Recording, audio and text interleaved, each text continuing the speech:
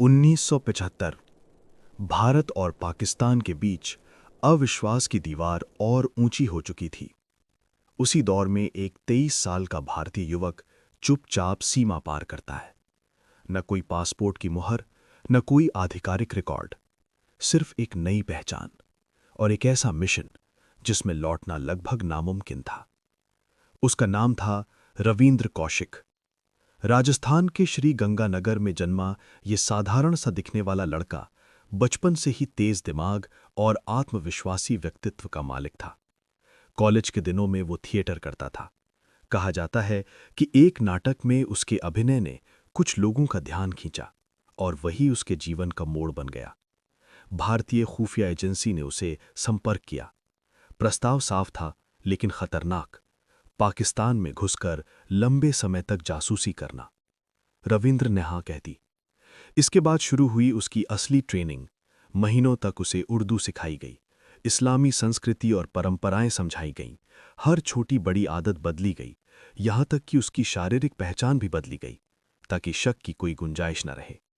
उसे एक नई पहचान दी गई, नबी अहमद शाकिर।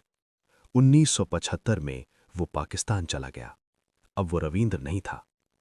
कराची विश्वविद्यालय में उसने कानून की पढ़ाई की। वो घुल मिल गया, दोस्त बनाए, जिंदगी बनाई और फिर पाकिस्तान आर्मी में भर्ती हो गया।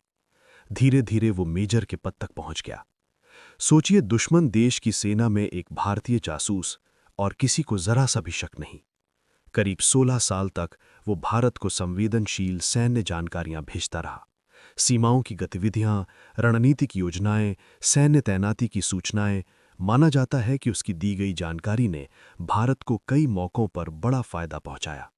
उसकी बहादुरी के लिए उसे भारत में एक कोड नेम दिया गया, ब्लैक टाइगर। लेकिन जासूसी की दुनिया में भरोसा बहुत महंगा होता है और एक छोटी सी गलती सब कुछ खत्म कर सकती है। 1983 में एक और भारतीय एजेंट इनायत मसीह पाकिस्तान भेजा गया। दुर्भाग्य से वो पकड़ा गया। पूछताछ और कथित यातनाओं के दौरान उसने रविंद्र कौशिक का नाम उजागर कर दिया। अचानक जिस जिंदगी को रविंद्र ने सालों से संभाल कर रखा था, वो टूट गई। उसे गिरफ्तार कर लिया गया। पाकिस्तानी अदालत में उस पर जासूसी का मुकदमा चला। पहले मौत की सजा सुनाई गई, जिसे बाद में उम्र कैद में बदल दिया गया। अब मेजर नबी अहमद शाकिर की पहचान खत्म हो चुकी थी। वो फिर से सिर्फ एक कैदी बन गया था। सियालकोट और मियांवाली की जेलों में उसने लगभग 18 साल बिताए। कठोर परिस्थितियां, बीमारियां, अकेलापन और सबसे बड़ा दर्द, आधिकारिक पहचान का अभाव। जासूसी की दुनिया का एक कड़वा सच ये है कि अगर एजेंट पकड़ा जाए तो सरकार अक्सर सार्वजनिक रूप से उसे अपना नहीं मानती। जेल से लिखे गए उसके पत्र आज भी उसकी पीड़ा की गवाही देते हैं। एक पत्र में उसने लिखा था, क्या भारत जैसे बड़े देश के लिए एक उसके सिपाही की कुर्बानी इतनी सस्ती है?